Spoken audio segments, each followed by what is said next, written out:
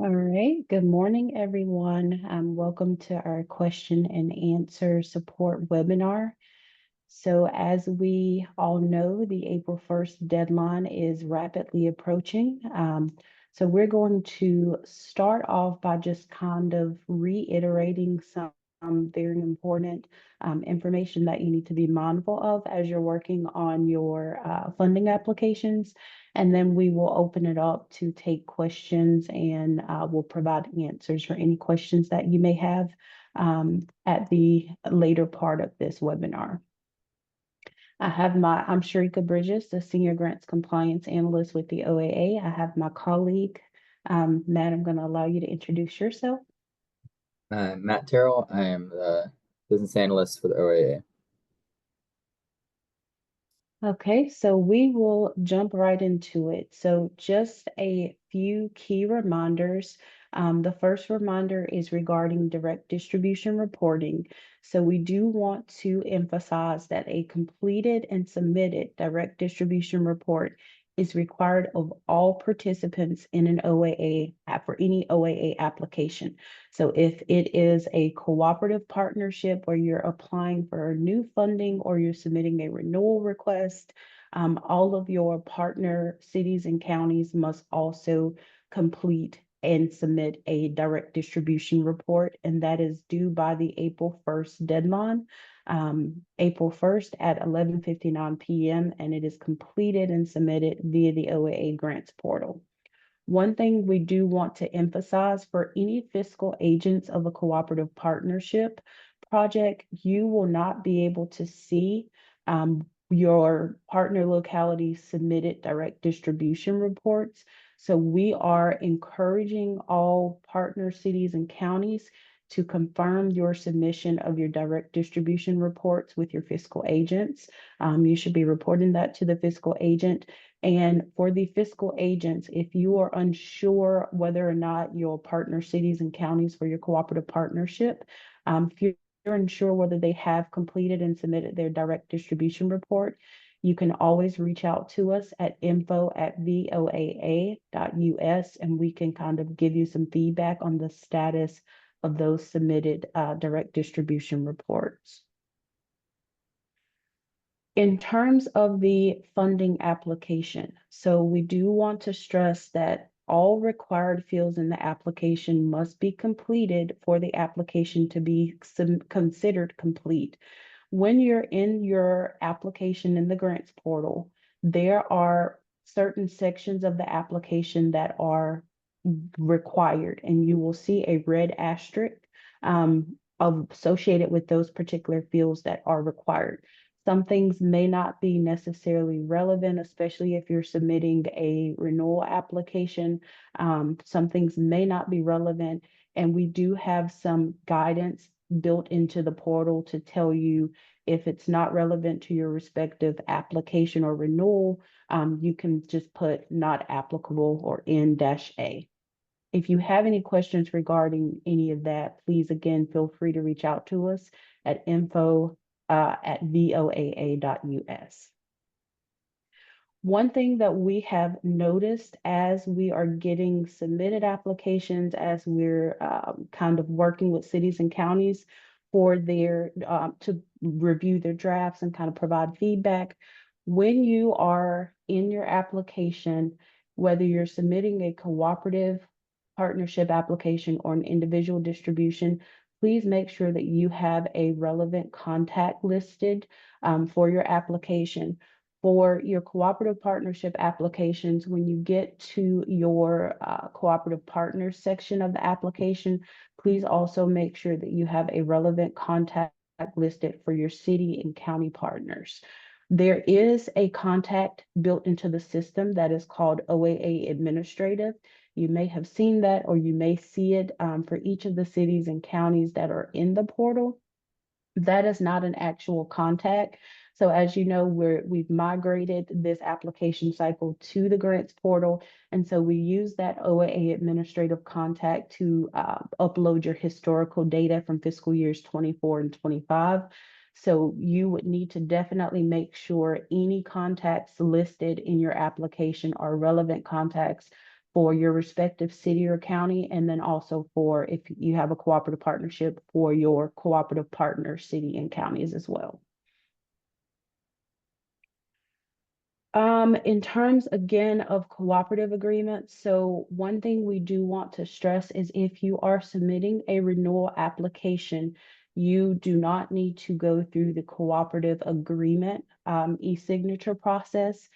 If when you're working in the portal to get your application completed and you realize that the system is requiring you to go through the cooperative agreements e-signature process and you're submitting a renewal application, please reach out to us at info@voaa.us and we can assist you because you should not have to go through that e-signature process again since you've already done so for your previous awards. So if you're getting that requirement in the system, please reach out to us. In terms of when you're working on your budget in the portal, we have a recommendation of a specific sequence and by which to work on your budget. So because the system is aligned for you to complete one section of the application, save it, and progress to the next section, we recommend that you complete your budget based on the order of which it's listed in the application. So complete your personnel expenditure section. In that section, you're going to indicate if you have any carry forward requests from fiscal year 25. You're going to indicate the amount that you have expended or encumbered based on each of your personnel line items. And then if you're requesting any fiscal year 26 funding to support those personnel line item expenses, you would indicate that as well. Once you've entered in all of your information into the personnel expense section of the application, again, you're entering in your fiscal year expenditures and encumbrances and any fiscal year 26 new funding that you're requested to support that line item for those personnel expenses. Once you've entered that, you will definitely click Save to continue over into the operating and capital expenditure section. You're going to do the same thing in that particular section where you'll enter in any fiscal year 25 expenditures or encumbrances, and then any fiscal year 26 requested funds before saving and progressing over to the budget overview section. We do not recommend progressing over to the budget overview section before completing your personnel expenditure section and your operating and capital expenditure section. The reason being, the information that you enter into the personnel and the operating and capital section of the budget, those fiscal year 25 expenditures or encumbrances are going to automatically populate over into your budget overview section. So you want to make sure you have your fiscal year 25 expenditures in your personnel expenses section and your operating and capital expenses section complete and accurate before progressing over to the budget overview section. The budget overview section will not let you save and continue until all of your expenses reconcile with all of your revenues and your carry forward reconciles. And so we do recommend that being the last step that you complete when you're working on your budget in the application, because you don't want to have your expenses from personnel incorrect and you've entered in all of your information in the budget overview section and you're unable to save it. And so you have to progress backwards. So we definitely recommend ensuring that your carry forward information in the personnel and the operating and capital sections of the application are correct before going over to the budget overview. So once you've entered in all of your information into the budget overview section, you're able to save and progress on to your performance measures. In terms of renewal, so we do know that we're asking for you to report on your fiscal year 25 expenditures or encumbrances. We also recognize that your fiscal year 25 period of performance does not end until June 30th. So we do ask that you provide as accurate as possible of an estimate for those totals. And we will get you to true up that carry forward amount that you're requesting approval for. We'll get that carry forward true up through a report that we'll request sometime in July. It's usually mid-July. So we do understand that the information that you enter right now for your renewal applications, that information is going to be based on estimated or estimated totals.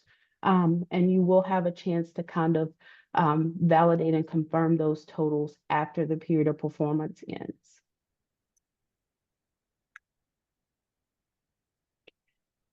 And then just as some general resources, so on our webpage, we do have some guidance documents that are available. We have general guidance for anyone that's submitting an individual distribution application. That is under our individual distribution tab. It's under voaa.us and you'll click on grants, which is the top header. And then you'll see a side header that says individual distribution. That is where that general guidance is housed. We also have general guidance for cooperative partnerships. So that guidance would be accessible under the cooperative partner section. We have also done an Abatement Academy webinar to provide some guidance surrounding performance measures. And we do have that performance measures guidance document housed on our website as well. And in addition to that, we have provided some guidance surrounding direct distribution reporting. And so we've sent out some of that information via our OAA news blast. It is also embedded on our website if anyone needs that information. So those are just a few of the recommendations that we have as you're working through your applications. We will now turn it over to accept questions from our attendees.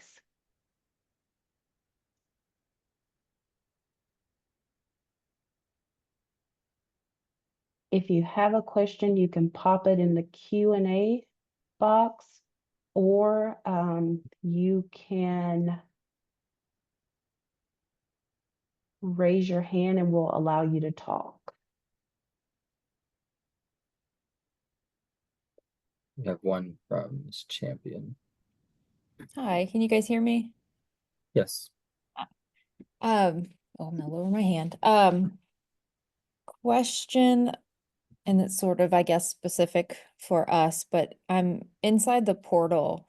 I'm putting in our, our fiscal year 25 expenses and fiscal year 26, and there's a line item, we've got that large regional project with 10 different agency partners in there, and each of them have a line item, but there's also a line item under the amend operating expenses that just says operating expenses and has an amount. And then there's one under capital expenses that says capital expenses and has an amount. Is there is there anywhere that states what that could be? Because I'm not sure what it correlates with. Anna, So, we can take a look at it after this call. I can dive into kind of your view in the portal and Okay. compare it to the information that was submitted for last year's application, so we can kind of figure out what that is. Okay, and then I have another question too, sorry. I guess in trying to reconcile, I was wondering if we did any sort of amendments, either like via email or such, like with the OAA contacts, will those be show up in this like historical kind of information here, or because it doesn't seem like it did. So like were a couple where we switched like operational funds to capital, to purchase a vehicle or something and got approval like over email, but it doesn't show up in the capital section of the online, in the online portal. That's something that we'll probably also have to take a look. So I'll make a Okay. note to kind of take a look at that and then also try to figure out what line item expenses are included under that operating line and then that capital line for you. Okay. And I have, sorry, one more portal entry question. Um, if a project with a partner agency that is already in the portal from last year, if their project is expanding, do we make that a new, like an add new under operational and put the new amount in, or do we just include that in the general line item for that program and then in the narrative, write, that it's new, or in the, in the breakdown of the budget for that specific agency? I'm sorry to keep saying this, but that'll be one of the things also that we'll need to kind of look at, because I know this situation for you all is a little more specific. Okay, So we'll definitely have to connect offline to kind of look at what that entails and kind of give you the best guidance on how to enter that. okay. Okay.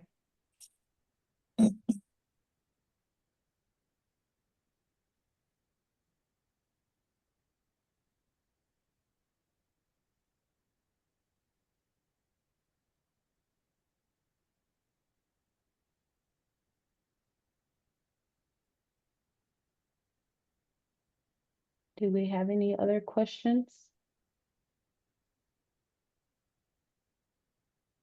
Very good. I'm not seeing any more questions.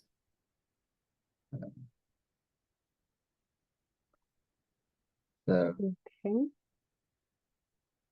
think we should be good. If you guys do have any additional questions, please feel free to reach out to us, either info@voa.us, or you can use the chatter functionality, the communication functionality in the portal as well. And we can answer your questions there as well. Thank you all. Thank you.